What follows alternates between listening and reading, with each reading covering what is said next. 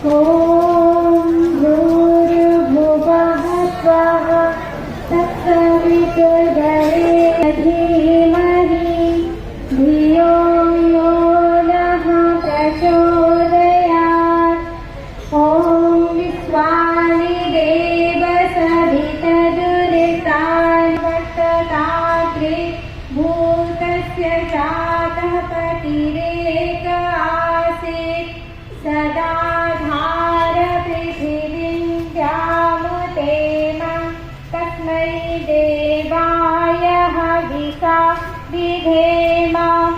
ॐ य आत्मदावलदायस्य विश्व उपासते प्रतिसंयस्य देवाः यस्य छायामृतं यस्य मृत्युः तस्मै देवाय हविषा विधेम।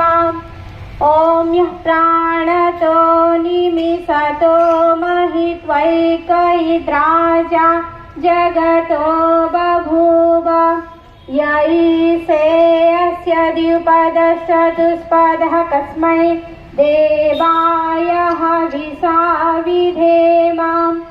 ॐ येन दौर्ग्रा पृथिवी च दृढा येन स्वस्तभितं येन नाकः यो अन्तरिक्षे रजसो विमानः कस्मै देविष्वा जातानि परिता बभूव यत्कामास्तेजुहुमस्तनो अस्तु वयं स्याम पतयोरयीणाम्।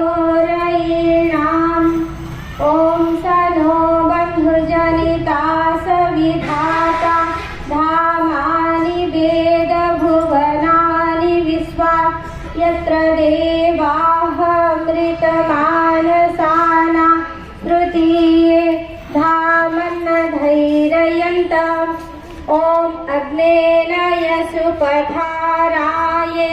अस्मान् विश्वानि देववयुनानि विद्वान् योध्यस्मजुहुराणमेनु भूयिष्ठान्ते नमः विधेम इति वंशम्।